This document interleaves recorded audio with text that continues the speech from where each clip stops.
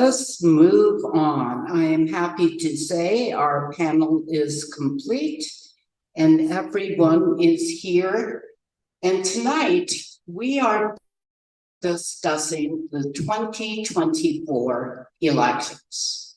Not one, not two, but 3 voting elections in Nevada. Now, not everybody will be voting 3 times. There's a group of people who will only be voting twice.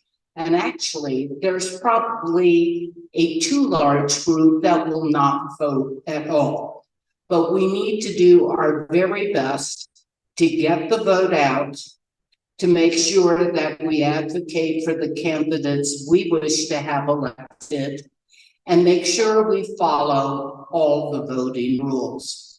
So with us tonight, I'm very pleased to announce we have Lorena Portillo with the Board of Elections. She is the Registrar.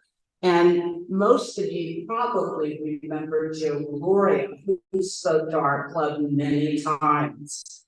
She has taken that position with aplomb, so welcome very much. Thank you so much. Thank you. And we also have with us today Hilary Barrett, who is the Nevada Democratic Executive Director, and she's here to explain from the Democratic point on some of the activities that we have coming up, especially for our representation to our state conference and to the national conference, and how we go about picking the people who go. And putting on another, he has many, Christian Solomon will be speaking for Vote Nevada.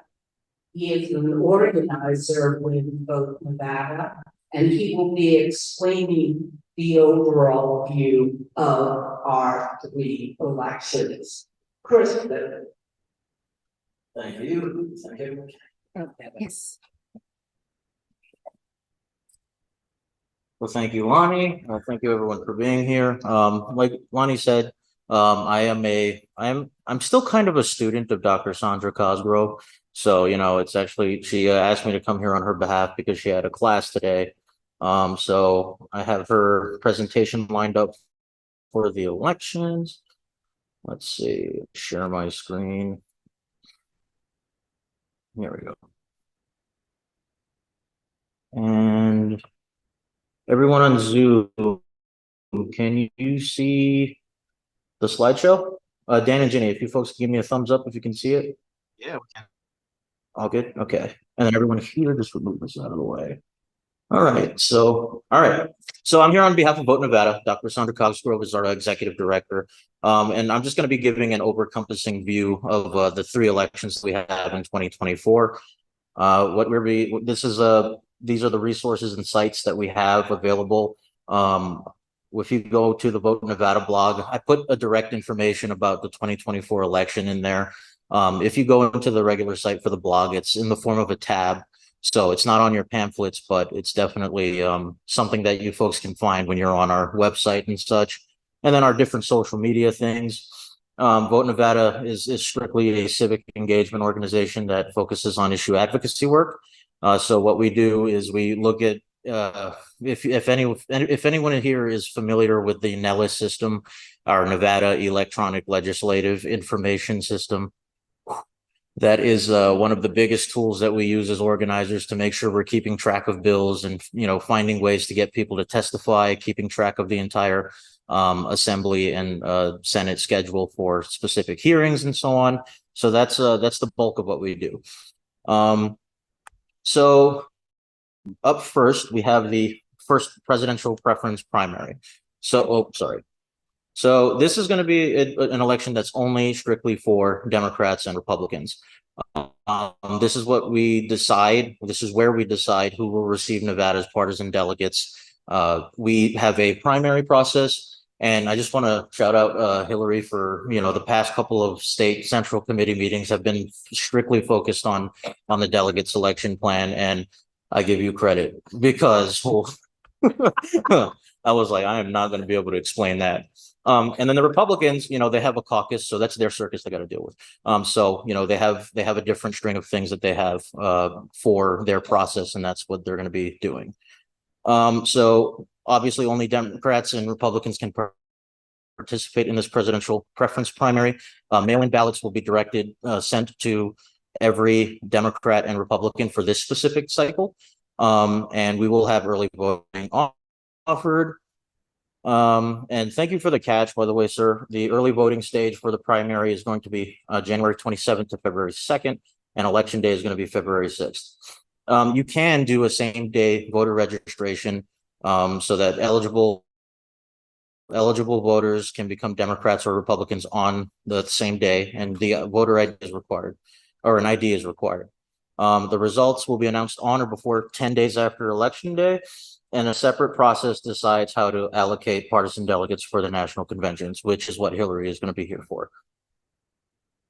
And then for number 2, this is our primary election for all of the other competitive races that are going to be occurring in our state.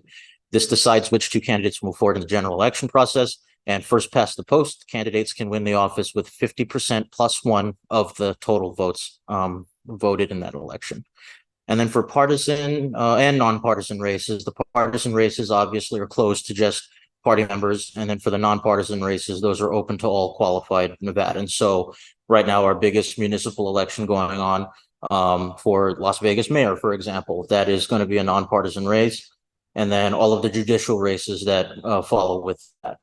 And so with that, early and mail-in voting will be offered, and mail-in ballots delivered to all registered voters for mail-in ballots will be delivered for all registered voters, but partisan races are not on nonpartisan ballots.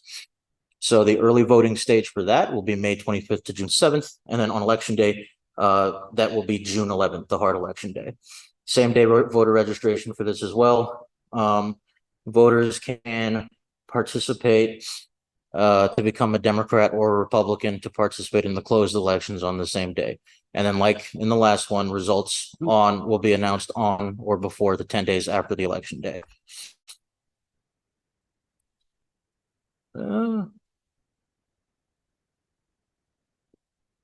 Freezing a little bit.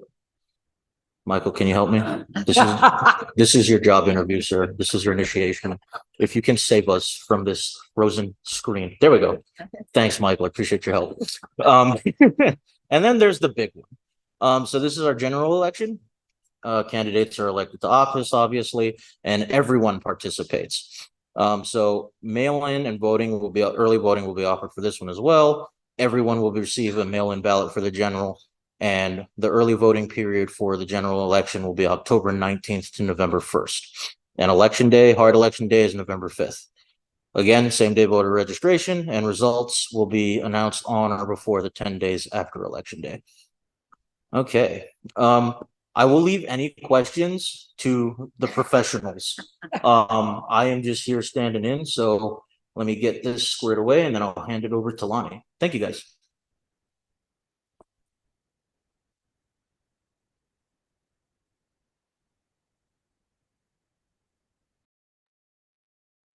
But you are still sitting on the hot seat.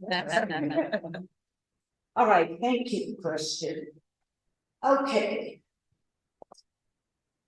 Lorena. Yes. So who gets to vote in this PPP, this preferential primary vote? And why is it just the Democrats and the Republicans? I mean, there's a Green Party and an Independent Party. What happens with all of that? So thank you. Thank you for having us here. I am representing the Cole County Election Department, and we could definitely answer that for you, although Christian did a wonderful job of answering what is the basics about what is coming up this 2024 election. What happens in a presidential preference primary is we are just electing the ones, so we call it the semifinals, right? A primary is a semifinal. The general is the final. So we're electing the representative to go to the general. And that's the way we try to explain it to folks that don't understand the process. And in this case, more than one candidate filed for Democratic. Party and for Republican Party. We have about 7 candidates in the Republican Party and 13 in the Democratic Party. So as long as no one withdrew, which today was the last day to do so, we will continue with the presidential preference primary. So folks that are affiliated with either of these parties will be able to participate. It's very important to have established your affiliation ahead of time. We will be sending the mail ballot packets to all active registered Democrats or Republicans only. Although we are going to send sample ballots to everyone. Everyone has the opportunity to participate, even if it's on election day, because of same-day registration. So if for some reason they did not understand or receive the information, and they're for, nonpartisan, and they say, I'm going on election day, I want to vote, they can do so. You can change your party affiliation up until election day, and we can provide either a Democratic or Republican ballot. So that's very important to remember. It seems that there's exclusions, but of course, folks do have opportunities to participate all the way up to election day. All right, so when we moved here to Nevada, they said, well, you can declare who your party is, but if you don't declare, as our son did not, he was defaulted to independent. So when election time came and he said, I didn't get a ballot. And I said, well, what party are you? And he said, I never said. Mm-hmm. So he was very upset that he could not vote. So if you do not get a ballot, if you defaulted to independence, or if you at one time declared yourself a Green Party candidate, what did they have to do? Certainly. So if the established affiliation doesn't happen prior to us sending us the mail ballot packets, which the first ones will be going out December 23rd, so it's pretty soon. You can still go in person, or you can actually change your affiliation up until election day.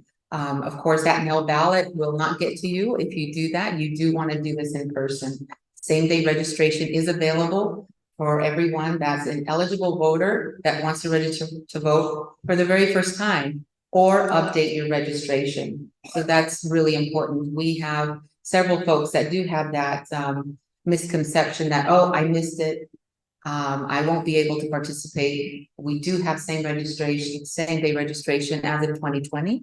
That did come into effect during the 2019 legislative session. That has been a huge benefit. Thousands have participated because we do have closed primaries, not only the presidential preference primary, but the regular primary. It's also a Democratic, Republican, and nonpartisan ballot. Therefore, there's many people that say, I'm Green Party, Independent American, or nonpartisan, or any other party, and all they receive is the nonpartisan ballot for the June election.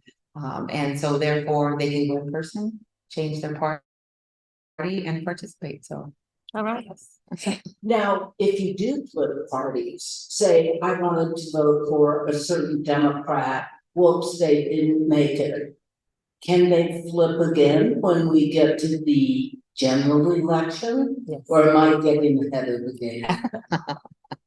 No, that's a good question. So up until election day, you can change your affiliation. Remember, the general election is everyone on your ballot. So no matter what affiliation you have, you will have every single candidate under every affiliation. That is the big difference between a primary and a general.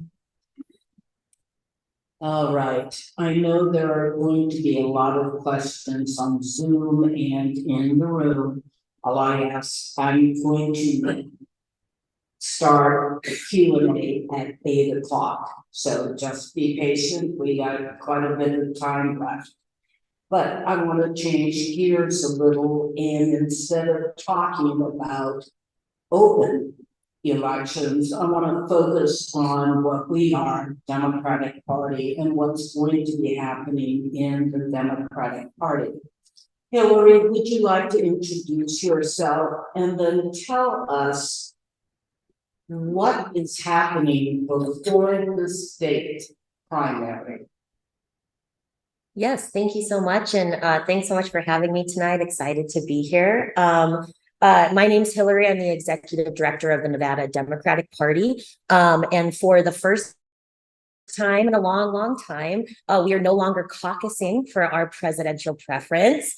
Very exciting. It's something the Democrats fought a long time for. So we're really excited to see this process change from a party run process that was very hard to do and cost millions of dollars to now, switching to a state ran primary, which means we can free up our resources to do other things, but at the same time also means that the Democrats still have to go through a process of electing delegates to our state convention and then onward to our national convention, the Democratic National Convention, which will be held next August in Chicago. Every state and territory in the country elects a delegation that represents their preference for president to the national convention.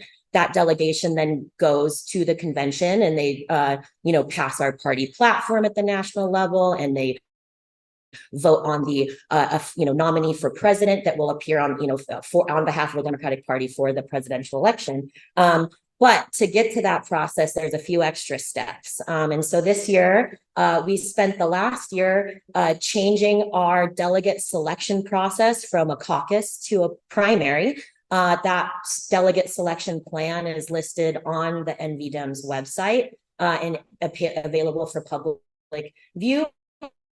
It's a 75-page document that adheres to a bunch of DNC rules and requirements. So light reading if you'd like to take a gander. But where the process starts is essentially anyone that's a registered Democrat up until you can register to vote day of election day in February, can go and cast their preference for the Democratic nominee for president. Once you've done that, you can then attend a delegate election meeting in April. Those are going to be by assembly district. So across every assembly district across the state is going to hold one delegate election meeting that is held by the state Democratic Party, where you will elect delegates to the state convention. From there, delegates will go on to the state convention representing the choice for candidates from their delegate election meetings. The same process then happens at the state convention where we narrow it down again and vote on our delegation that's going to represent Nevada at the national convention. So there's a 3-step process. If you would like to become a national delegate, we have 48 positions total for Nevada. All of it's based on population per state. So we'll be electing 48 folks that will go on to the national convention to represent us. If you would like to do so, the requirements are simple. You have to be a registered Democrat and you have to have participated at every step of the process. So voting in the primary, either by mail, on election day, in early vote, etc., then going to attend your delegate election meeting, and then coming to the state convention. So as long as you participate in all those steps, you're eligible to run to be a national delegate. So that's sort of the big focus right now of the state party. That's our big hurdle to get through ahead of then, re-gearing towards the general to re-elect President Biden and Jackie Rosen and all of our wonderful Democrats. Oh, all right. So a lot of steps here, Hilary. All right, so I'm in District 3808 and I always vote. So if I want to go to the national convention and help nominate Joe Biden for Nevada and the United States, I would have to first vote in the PPP. Mm-hmm. Then I would have to attend the, what is it called? The Assembly District Delegate Meeting. Correct. On April 13th, but I have to go to that for my district. That's correct. So I have to go to 3808, find out where it is, where it's being run. Yeah, so there's going to be, we're still, we hate kind of equating it to caucuses, but I feel like it's the most, it's the easiest way to think about things. How many folks have participated in a Nevada caucus before for president? I ran it. All right, so you guys are familiar with that process where you probably went to your local school or your local, temple or anywhere. We have lots and lots of locations where you would go and you'd go into a room and you would caucus and you'd elect delegates to the then county convention. Essentially, all we're doing now is there's not a county convention step. So it's like you're sort of going to a caucus and you're voting for the delegates that are just going to go straight to the state convention instead of a county convention. But to that point, we are going to be holding, there's 42 assembly districts across the state. So one meeting per district. Especially in Clark County, will be utilizing a lot of schools. We're already working with the Clark County School District to use their larger spaces, because unlike a caucus, which is just a precinct, this is a whole assembly district. So they're going to be larger scale caucuses kind of in rec rooms and gyms and things like that, where you go and do the exact same essential process as a caucus. You don't have to break out into as many preference groups and go through those like sort of rounds of voting. It's a little simpler, but that's essentially the process. We will have all of those locations available on our website. We'll be doing a lot of communication in this over the winter to make sure Democrats know where to go to vote, know how to easily look up where they can go to their delegate election meeting, etc. Okay, so I ran the caucus for 3808 over across the street at Becker. So I'm just gonna gut guess that's probably where they're going to do the assembly district delegate meeting. Now, so will each district just have one candidate? So if there are 20 people who show up in 3808 and I'm one of them, then we have to do the same caucus behavior to try and get support for yourself or others. Am I right? It's a little different now. So one of the big changes, and folks might be a little familiar with this, especially maybe 2016 is a good example where there was, where Secretary Clinton won the caucuses on caucus day. And then I think many would remember that the county convention flipped votes back for Bernie. And then the same thing happened at the state convention. That mechanism doesn't exist anymore. All the preference choice is locked in from primary day onward. So there's no realignment that happens in a delegate election meeting. Essentially, to be a viable candidate, to receive delegates, to represent, to receive, you have to have 15% of your assembly district voting for a candidate for this coming election. When you then get to your delegate election meeting, you would start the meeting out by saying, these are the amount of delegates we'll be selecting for the state convention. Let's say Marianne Williamson has one delegate to elect, Joe Biden has one delegate to elect, or whatever it might be. Those are locked into place so that a realignment doesn't happen. You just simply go on the next step of the process representing the candidate you would have at the primary, if that makes sense. Getting a little in the weeds, but I'm always happy to keep going. Well, if it's a little in the weeds for you, trust me. It's always, we are Democrats and can't help but complicate things. Just kidding. All right. So how does the actual state convention happen? Who's going to it, and when is the Nevada Democratic Convention, and where is it? Yes. So per the Nevada State Party's rules and bylaws, every 2 years, our state convention toggles back and forth between Las Vegas and Reno.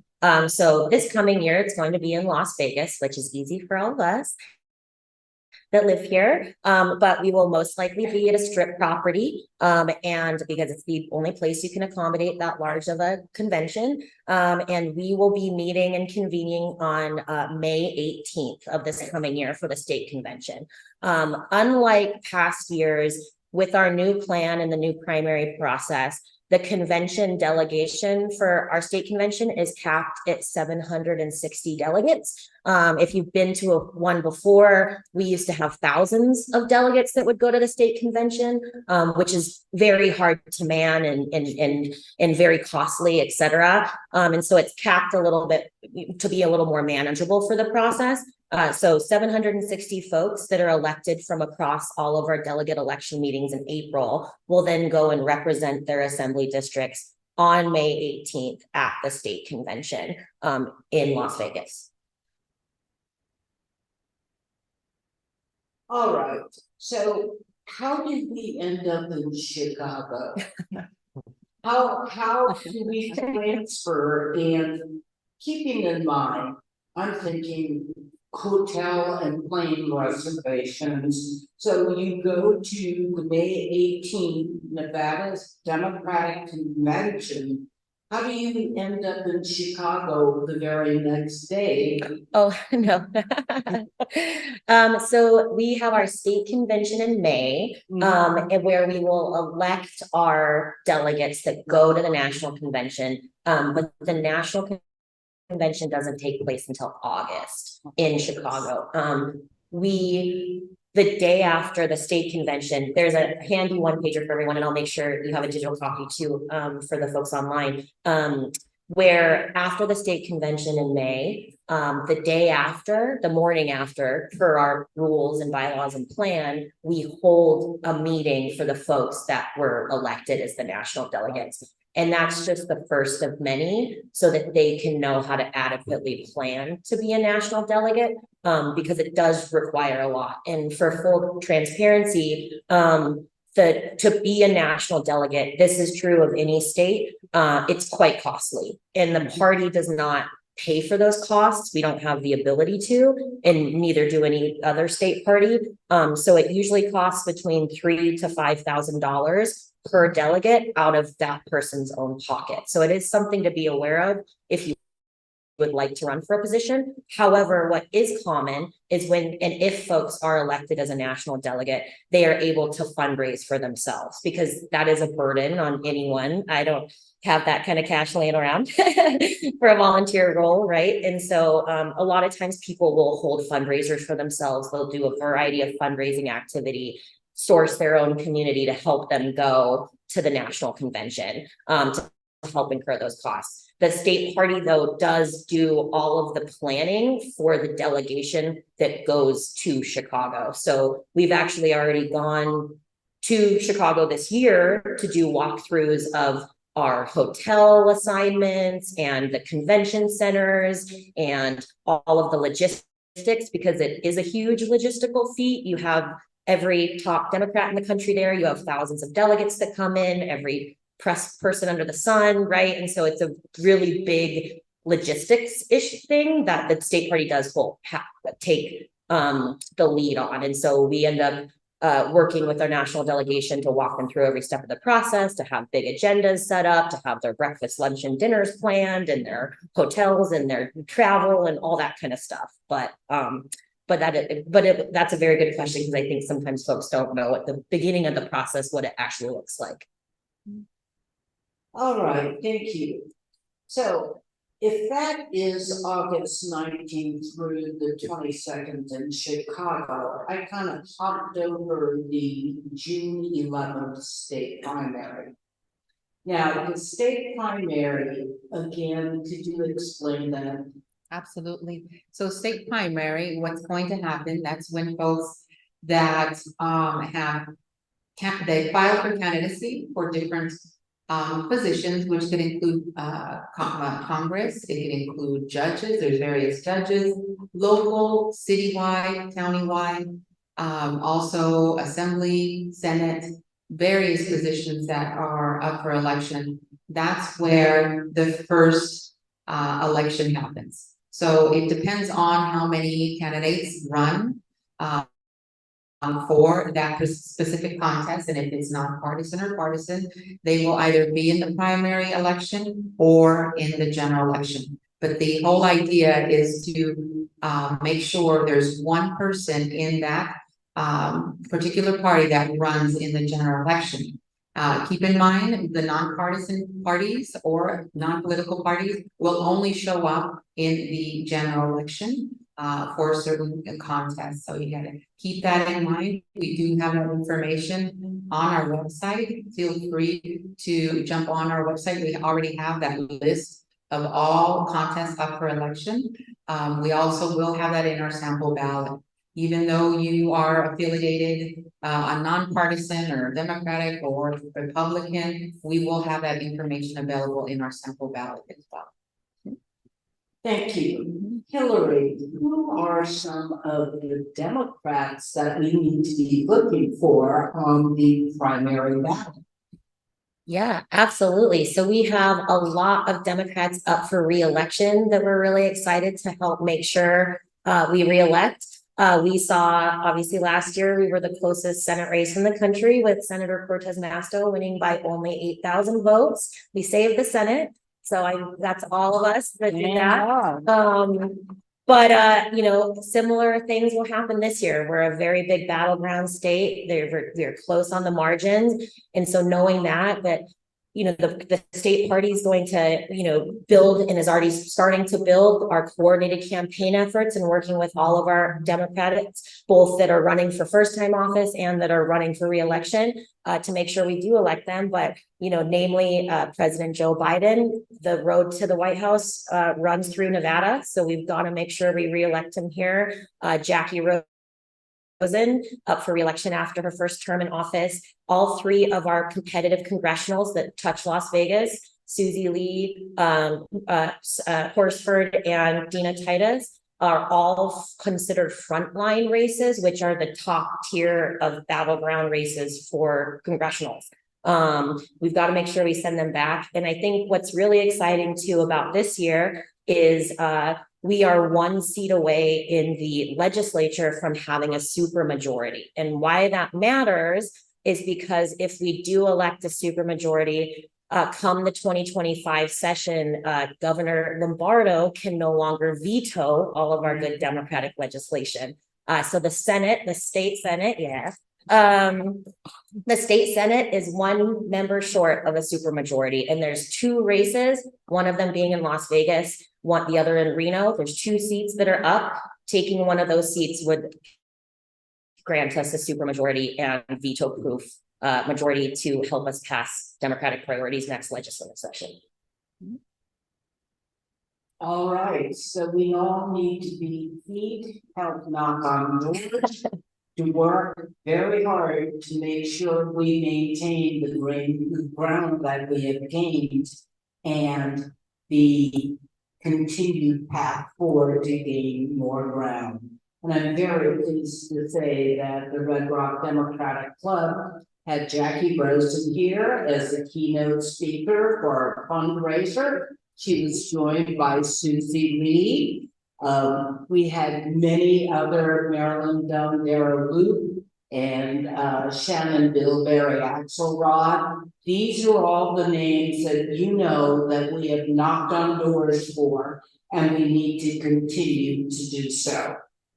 All right, so after all of this, what can we expect in the big general election? What's coming up? And you know, why can't Nevada just report it all on the night of the election? I mean, don't we have faster counters? I mean, what's the story, Lani?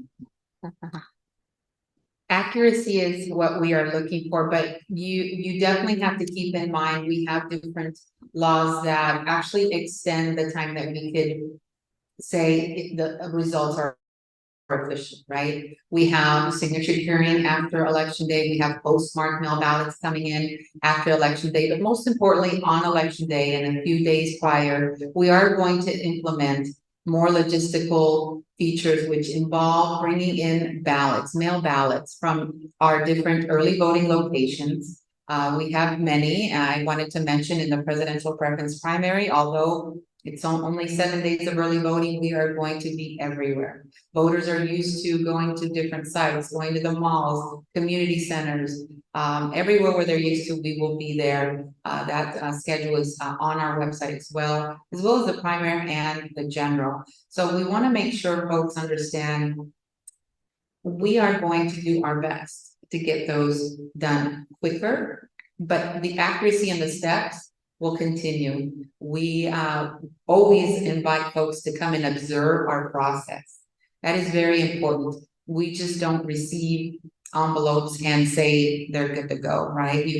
We have to scrutinize significantly the signature because that is what is required by law. So we have manual signature verification, even though we have a sorter that initially can recognize the signature electronically, but the majority goes to manual signature verification, which is okay. It just is a process. We are implementing other pieces of equipment for election night as well. We are implementing also second shifts. So in some parts of the evening, we will be continuing the process rather than waiting till the next day. So we also want things to go as fast as possible, but accuracy is key.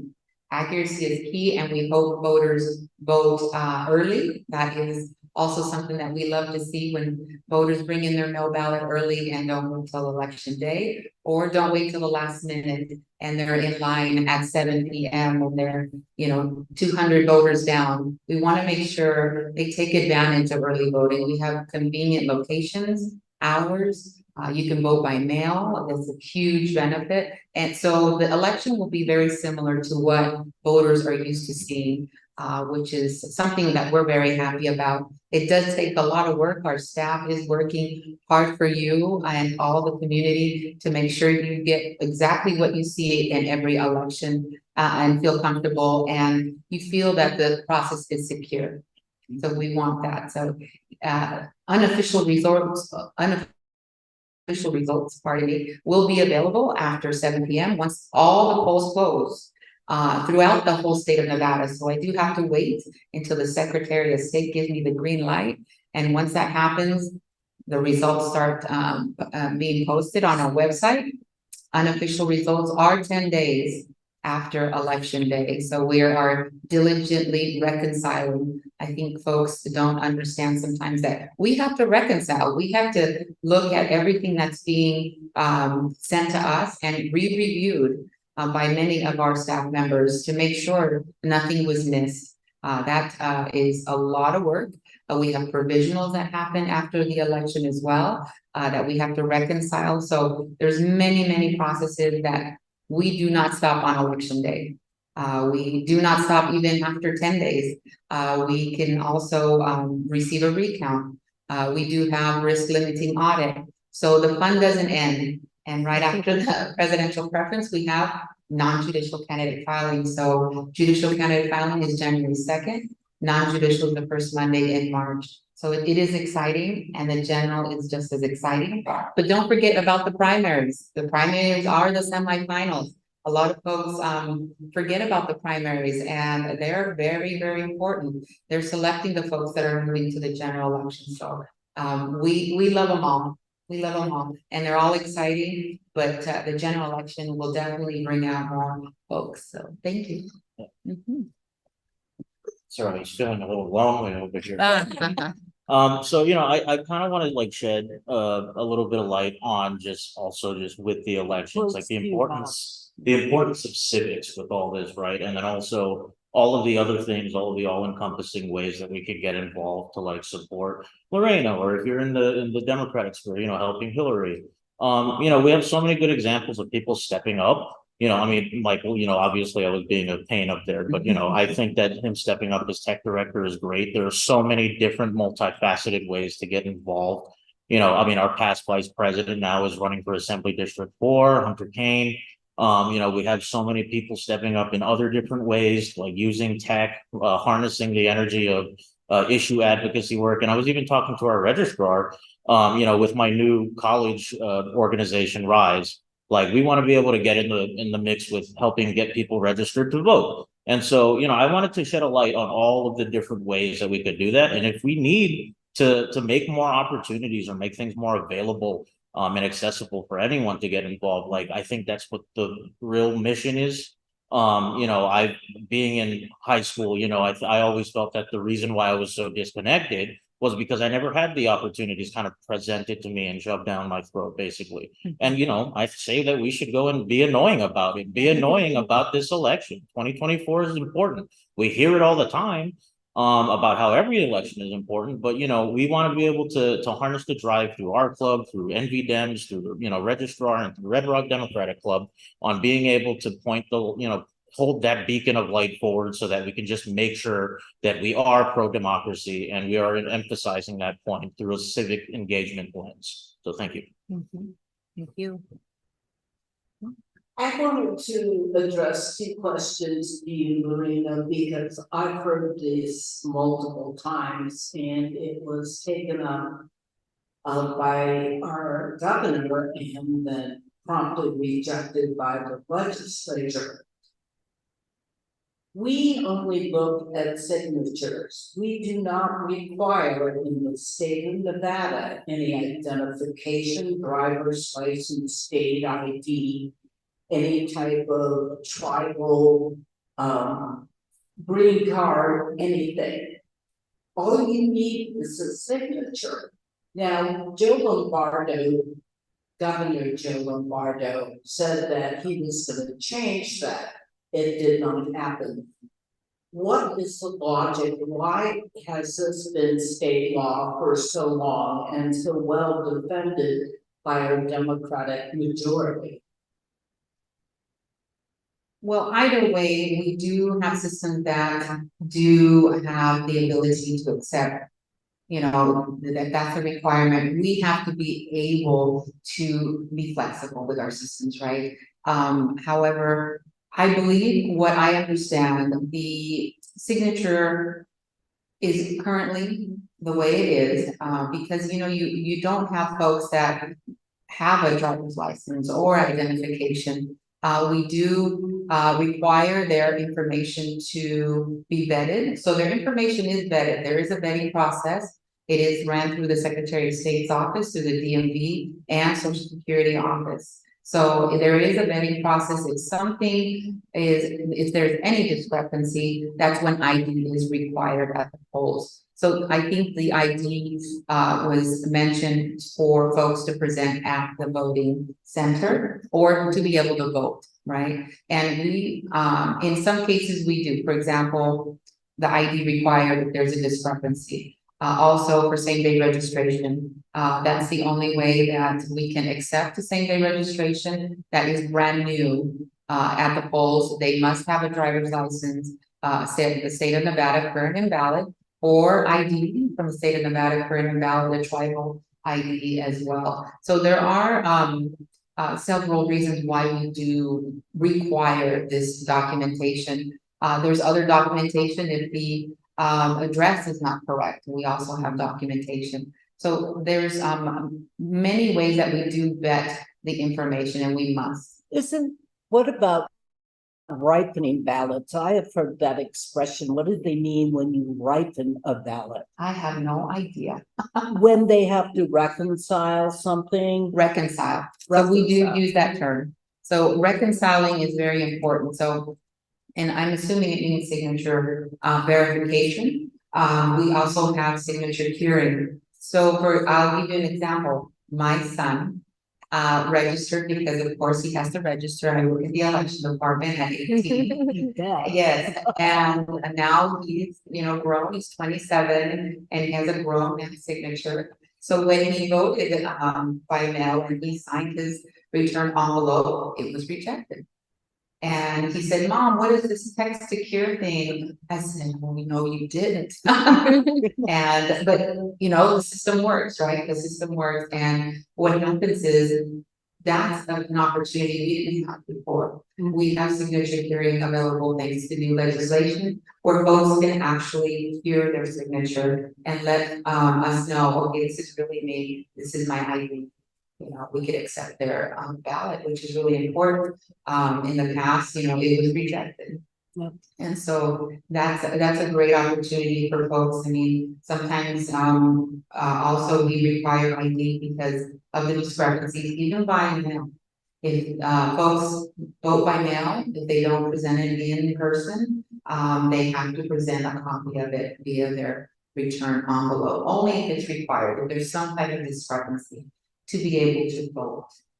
So there's various laws in place now that helps us get the information already.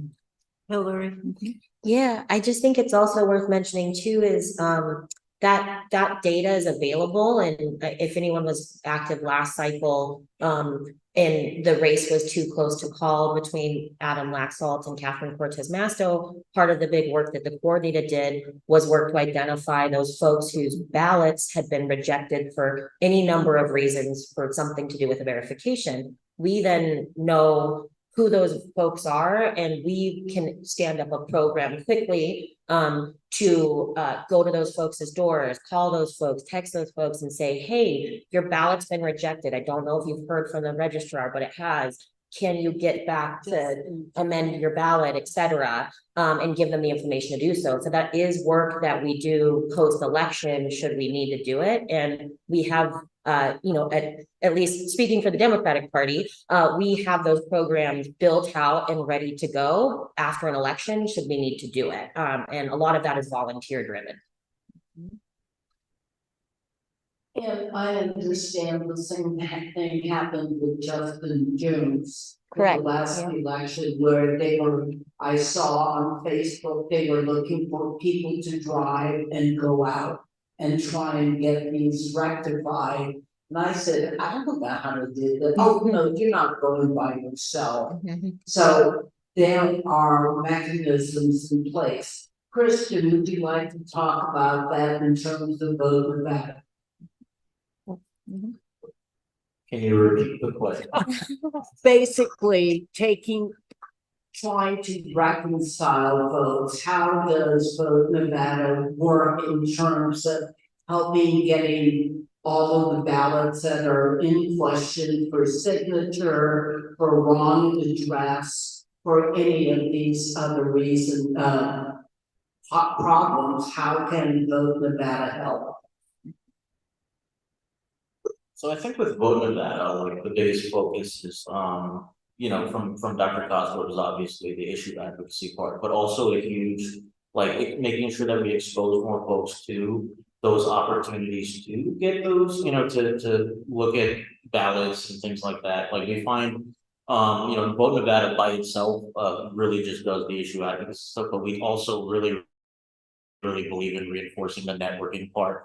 And you know, I know that the NV Dems obviously has an operation that clears the, you know, the ballots and so on. And then, you know, so many other different orgs partake coordinated campaigns. And so, you know, along with civics, like we don't necessarily get in the mix, but we show them the way on how they can go and find those opportunities. Thank you. All right, Hilary, I would like to ask you about voter registration drives. We have a very transient community here in Las Vegas, actually in all of Nevada. What is the Democratic Party doing to try and capture these newcomers to our state, to get them registered and to get them out to the polls? Yeah, great question. And I have a couple of sort of different pieces of the answer. But another thing that Democrats in the state fought long for, along with a switch to a primary, was for automatic voter registration. And that was passed several sessions ago in the state legislature, became law, and now it is very easy for folks to be able to register to vote. And when you go to the DMV in particular, you're automatically registered to vote unless you essentially expressly say you don't want to be. What that does do a lot of the time, though, is more than ever, we now see that the majority of registered voters in the state of Nevada are actually nonpartisan. They neither identify as a Democrat or Republican, and there's lots of reasons for that. And I think, you know, us as a Democratic Party know that in the state of Nevada, nonpartisan voters often swing slightly more towards Democrats. We can see that in the last several election cycles, but that vote block continuously and will continue to grow. But it's a good thing because it means more people are registered to vote, and it's very easy to be registered to vote. And we don't have to spend as much time and money every cycle attempting to register that folks to vote because they get to be automatically registered. So that's kind of a piece of it. But I think also to the transient piece that you talked about, that's very true. With the service nature of our state, et cetera, and the growing Clark County and Washoe and the West in general, we also see that we are one of the most transient states in the nation. And when a lot of folks move here, if you have to go get your car registered at the DMV, you obviously can get registered to vote, which is a great thing. But in terms of advocating for Democratic candidates and doing voter education cycle to cycle, it means every cycle in and out, compared to other states, we have to work a lot harder and a lot longer to introduce our candidates to voters. So, even if somebody's been in office for a long time, because we have so much turnover, we do a lot of work to have to kind of reintroduce who Jackie Rosen is, or who Susie Lee is, or, who a new candidate is, because it's, a lot of new folks are moving in and out every cycle. So all that's to say, always, no matter what, early focus of the Democratic Party and the coordinated campaign from cycle to cycle is on voter registration. So oftentimes when we get our organizing programs up and running, we have an early emphasis on making sure folks are registered to vote, going and trying to identify new voters. But all that is to say, we don't have to work quite as hard anymore because we've got this great automatic voter registration. We like it too. All right.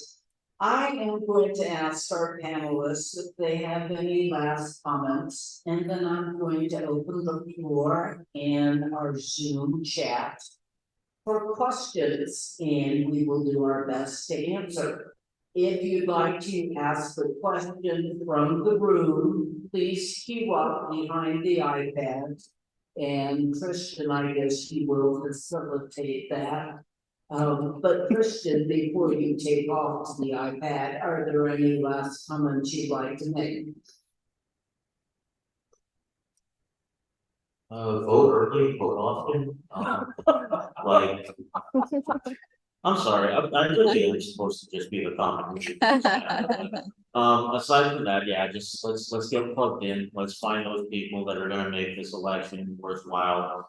We have so many people that have the heart for volunteer, and every time you see a volunteer, especially one of the registrars volunteers, and thank them, thank them for their service. It's really, we've heard from the ACLU executive director about, just the viciousness recently of how much that they go through. So if you folks can, just make sure you're volunteering, stay safe, and please, whenever you see someone, just thank them, and, be happy that we have people looking out for our ability to vote.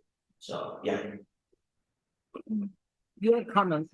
Oh, yes. Yeah, and happy to continue answering questions too. But the one thing I think I forgot to mention in everything I've said so far was we also have lots of ways to get involved with Dems, and we obviously have a ton at stake in the coming cycle. I know all of you with the Red Rock Democratic Club know that well. So if you are interested in signing up to volunteer with us in the coming cycle, we can put a sign up sheet at the back afterwards, but we also you can very easily go on our website, add your name and email address in, and right now, we're still working to get the coordinated campaign going, but as soon as our first organizers sort of hit the ground running, the first thing we're going to do is go to that list of people that have expressed interest in the last year and say who have said they want to volunteer. So you're going to get those first calls from our first organizers about all of the things we're going to be doing in the coming cycle. And the last thing I'll just plug too is we also have a lot of other opportunities other than door knocking and phone calling, et cetera. Mainly being we are looking for lots of volunteers for our delegate election meetings in April and our state convention in May. So if you're interested, maybe not in being a delegate, or even if you do want to be a delegate, that's okay too. But we're looking for folks to help run the delegate election meetings, to check people in, all of the things that are similar to old, caucus style volunteer roles. So thank you. Thank you. Thank you. Thank you for the opportunity to be here. And we are always looking to hear from our community. We are here for you. You can call us anytime, 702-455-VOTE. If you have any questions, any doubts, please feel free to call us. We love your feedback. We're here for you. We are also looking for poll workers to protect this precious process. We want to continue to help voters at the polls, so we're also hiring. So be 2024 ready. That's our new slogan. So make sure to call out to us. If you have any doubts, if you'd like to register voters, we have a program for field registration. So we have a lot for you, and we have a lot on our website. Call me, call our staff. I'm there for you. Thursday we're not there Friday. We are there Monday through Thursday, 7:30 to 5:30. Sometimes weekends, but call out to us and we'll be happy to help. Thank you. All right, and before we get into question and answer, we're very fortunate. We have Shelby Wilkes, who is here from the Clark County Democratic Party. And I wanted to have Shelby explain what Clark County Democratic Party is doing to help with the upcoming election. Thank you, Lani, and hello, everyone. It's great to be here. Christian, thank you for keeping my seat warm. I'm Shelby. I am the chair of the Clark County Democratic Party. I know that not every member of the Democratic clubs and caucuses that we have throughout the county is also a member of the county party. So I'll just use this opportunity to plug. If you'd like to join our county party, it is a really amazing way to increase your involvement, have a voice in the decisions that we're making and the ways in which we're going about electing Democrats. So we have a wonderful website that we recently built, clarkdems.com, very easy. If you go there, there's a big yellow button on the front page that says join. Fill out that form and we will nominate you to become a member at the next meeting. Just a quick plug there. In terms of what we're doing, the new executive board was elected in July. So we have been working over the last few months to do a lot of different things, sort of building our infrastructure, our website, getting our budget together, making sure that we're understanding how we're going to be spending our time and money. We've also been doing some planning work. And so before the end of the year, we've set some short-term goals. Before the end of the year, we're going to be hosting a training and voter contact event. The date is TBD. So we'll pass the information to Lani and the rest of the team here to make sure that it gets to you. But it'll sort of be an early opportunity for those of you that are really eager to start talking to voters. As all of these wonderful folks have said, we've got a lot of Democrats to elect. We've got a lot of tight races here. Nevada is the battleground of battlegrounds. And so we need to really make the most of all the time that we have. So at the Clark County Democratic Party level, we will be starting early and starting to talk to some folks ahead of 2024.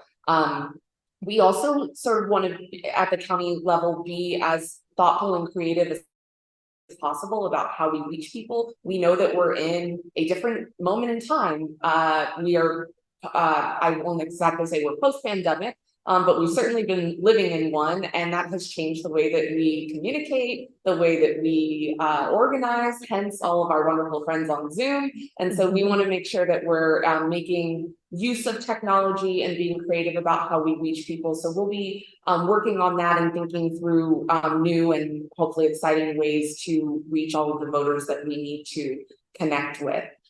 So a lot more to come. We are also in the process of building our committees. The Clark County Party has quite a few committees, I think 7. And so we're in the process of asking people to join those committees. We'll be nominating them and electing them at our meeting, our central committee meeting coming up on December 2nd.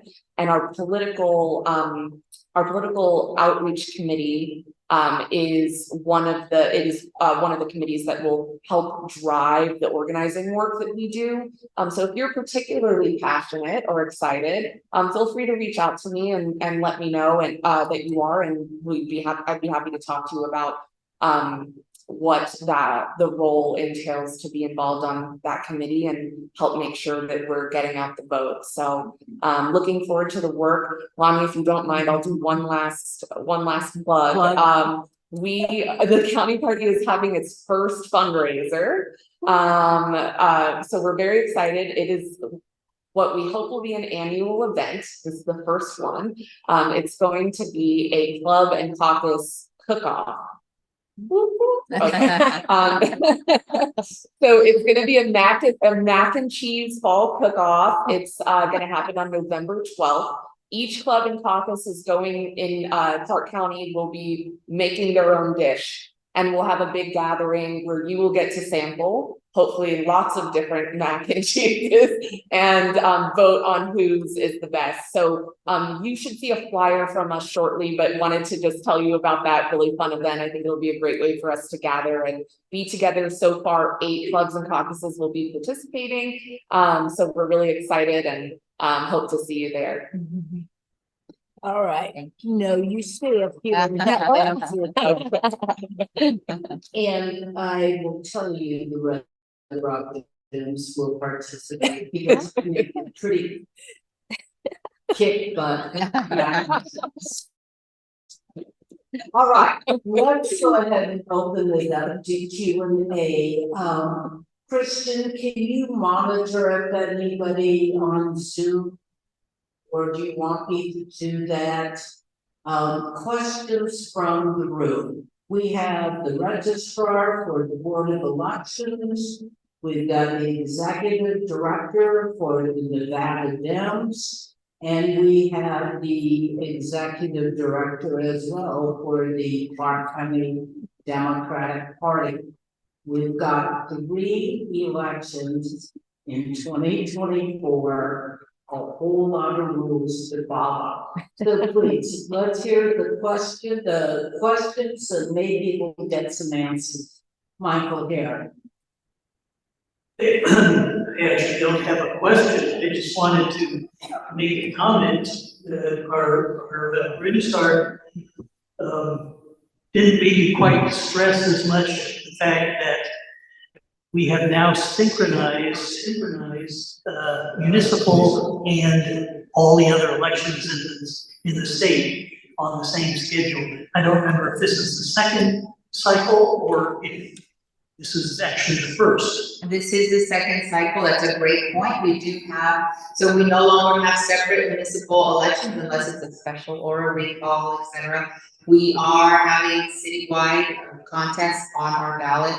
Same year on the even years versus on the odd years. So yes, very good point. So keep on the lookout. It's just not state, it's not federal, it is citywide as well. Absolutely. If you live in the city limits of Las Vegas, Boulder City, Mesquite, you will receive their contest as well.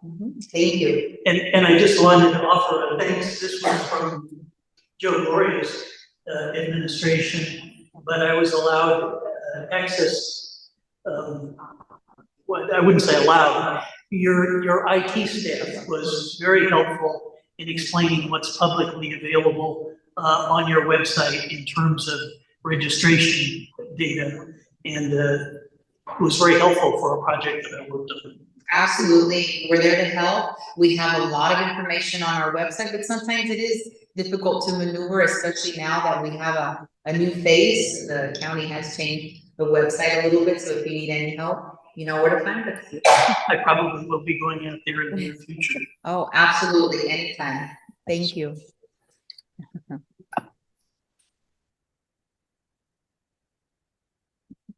Thank you very much. We have another question coming up, Michelle Bowen.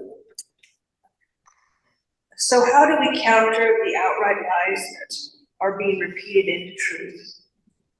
Is that mine? So, of course, there's a lot of sensationalism, you know, that we do not feed into that. Number one, we are very confident of what we do, and we provide all the facts directly to the folks that want to hear it. We invite folks into our site.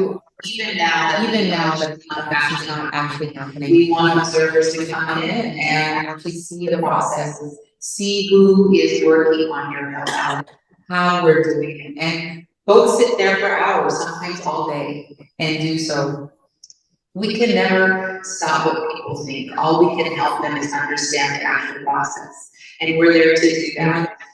Every state has different laws, some are similar, and that actually contributes to the confusion. Some states don't have same-day registration, and so they don't understand that here in the state of Nevada, we do. Some states require ID.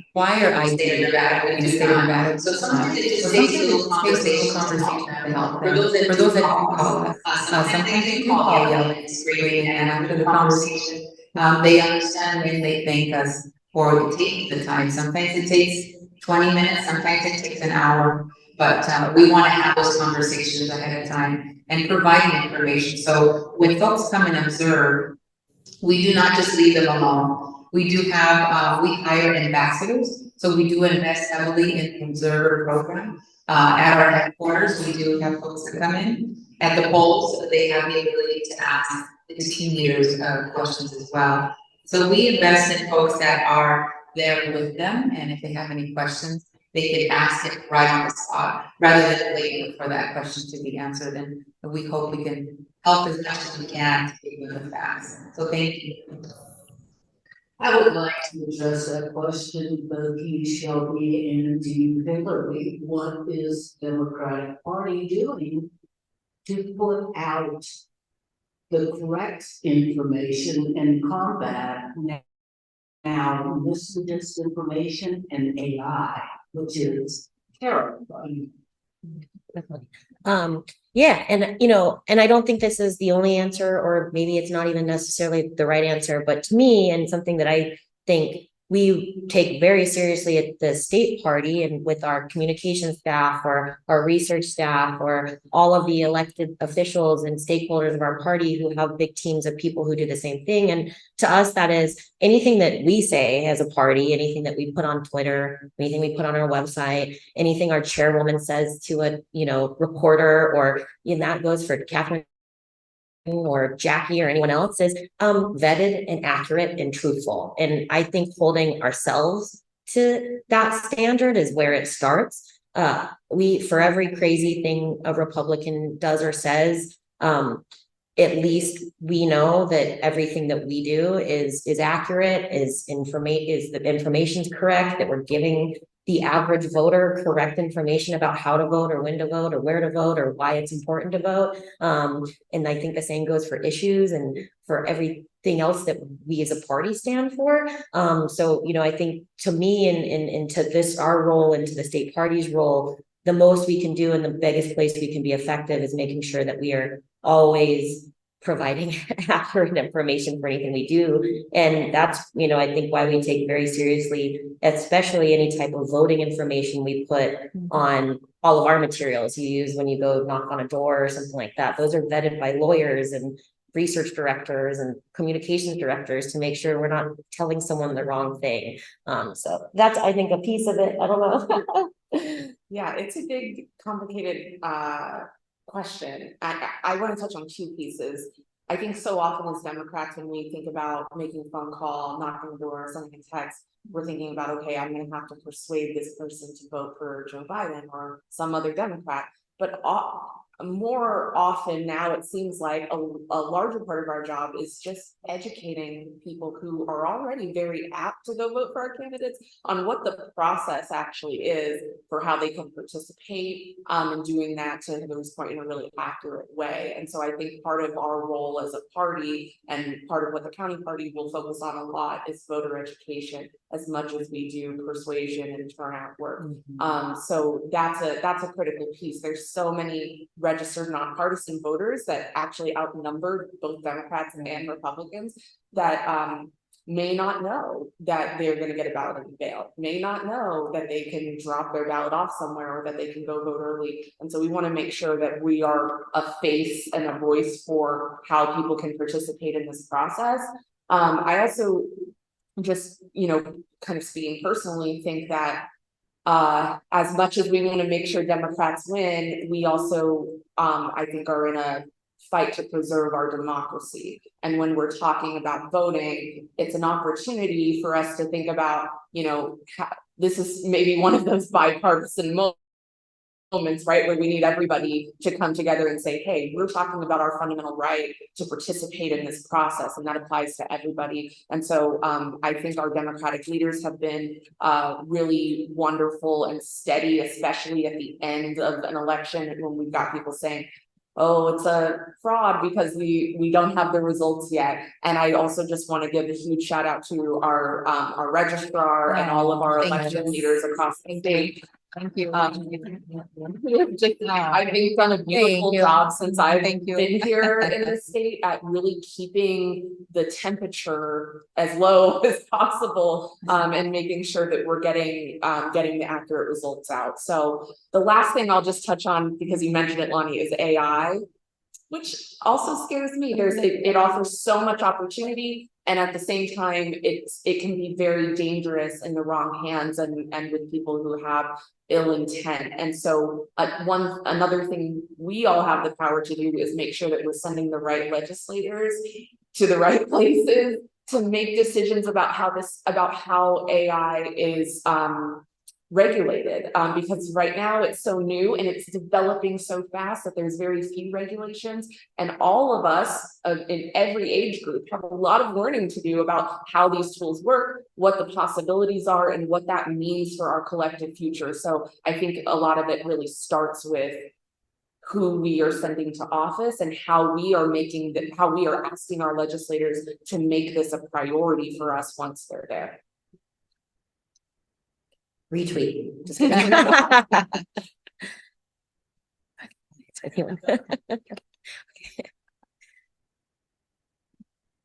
There you are, sir.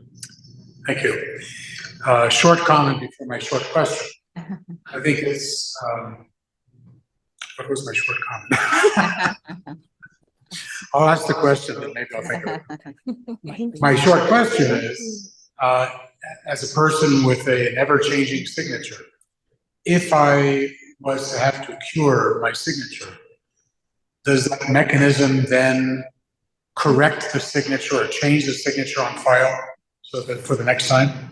Beautiful question. Yes, it's very important to know. That's the whole point. We don't want you to have to go through this the next time, right? We want to make sure we reach out to voters via mail. We have an email, we email them. If they have a cell phone, we try to text or call them. We try every avenue we can to reach out to the voter, and we don't want to have to do that again to you. Yes. My brief statement was how delighted I am that we no longer have to deal with the caucus system. Yes. Yeah. It was embarrassing. We are academic. Yes. Embarrassing. Ms. Judy? Hello. Hi. Hi, I want to thank you all for being here. And closer, Jenny. Closer. Yeah. Is that better? Really. Again, thank you all for being here. I just want to ask you, as Democrats, we're all really concerned about the facts and getting things right and not putting out there anything that's not true. And Madam Registrar, I'm not sure of your name. Lorena. Lorena, thank you. Yes. I just wondered if any of the Republican clubs or groups asked you to come speak at their meetings, if they're as concerned about getting the facts right as we are. Thank you. Thank you. They have not yet. You're still young, and if they do, I'm happy to share any information with anyone. And we do have folks that are coming to the office that are concerned about, cleaning the rolls, keeping the rolls, accurate as possible that we've been working with. Going out to an event, I haven't personally, possibly Joe Gloria has, in the past. I've been working with Joe Gloria, well, I did, since '98. He was there since '96. So we've been doing elections, and that's all I know, right? And the folks definitely come out at the very last minute and ask us for any information. Sometimes we go out and demo the machines. We are happy to help the folks to understand, because not everybody is a local. They come in from another state, it's totally different. They do the paper ballots and they read it at the polls. We don't do that. So they look at our machines, they don't know what to do, right? We want them to feel as comfortable as possible. So yes, we definitely take that serious. Yes, thank you. Mhm. I can guarantee you that you will be back to speak to us at least one more. I'll be happy to. I'll be happy to. Next year. I'll be happy to. Christian, go ahead. All right, so I'm gonna read a question from Zoom. The focus is often on presidential and federal elections. Is there specific focus on local candidates from school board, entry, city, etc.? Good question. Mhm. Yeah, and I'm happy to start too. And yes, absolutely. And I think that sometimes, and we don't always do a good job and haven't in the past always of focusing on down ballot races. I got my start on a local city race. That was the first campaign I ever worked, and have worked at, kind of every level there is. And I think that democracy only works from the top down and also the bottom up, right? And so we want to be as supportive as possible as at a state party level of all of the candidates running for office. We have a party affairs director that just started with the party recently, and the purpose and focus of that role is to make sure, among many other things, to make sure we're liaisoning in a better way with all of our local campaigns. And so happy to provide that contact information to anyone and who would like it. And we also work very avidly. We don't, as a state party entity, don't get involved in primary processes. So we want to wait till the general election to just support the Democratic nominee in any given race. But as soon as that happens, the coordinated, we're walking and turning out voters on behalf of everyone. Yeah, I totally echo that, and I just want to highlight one specific thing that the county party is going to be focused on in the selection cycle. We want to make sure that all of the folks in our party know who is running at the local level. I think a lot of times we get so familiar with those, first 7 to 9 names that we don't really think about who's running for judge, who's running for school board, who's running for mayor even. And so at our next meeting, our next central committee meeting at the county party, we will be inviting folks who are running for school board to come speak. As an opportunity to get to know who those folks are. I think it's really important, and I've gotten to hear some of them speak and meet some of them, and they are phenomenal advocates and leaders and activists. And so I think that will be a great opportunity to just get a little more one-on-one time with some of these folks who really make such a big difference in the lives of our teachers and students. Absolutely, please. Yeah. And tell it down so people can see. That's okay. Hi, my name is Lani. For the last, 45 years, we donate regularly to the Democratic Party. But we've always tried to figure out how that country's supposed to act. We've fallen every time, but it does. Correct me if I'm a Nevada. My Democratic congregation comes to Nevada. Do you know which, like the Democratic National Committee, Yep. or? Well, that's the only thing we've been able to do. Oh, I promise. I have got a link for you. I'm just and happy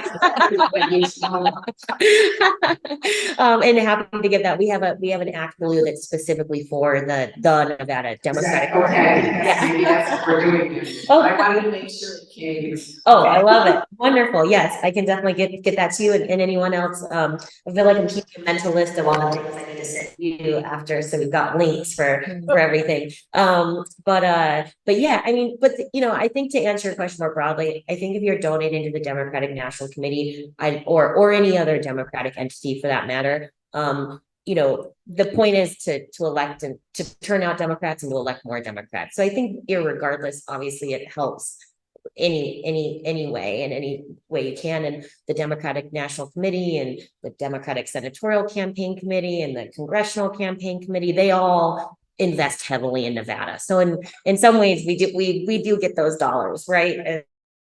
And hopefully we'll continue to, as we're a big battleground state. So Except for, in my opinion, it's trickled down. Yeah. And I would much just rather give it straight to the state, straight to the county, straight to the candidate.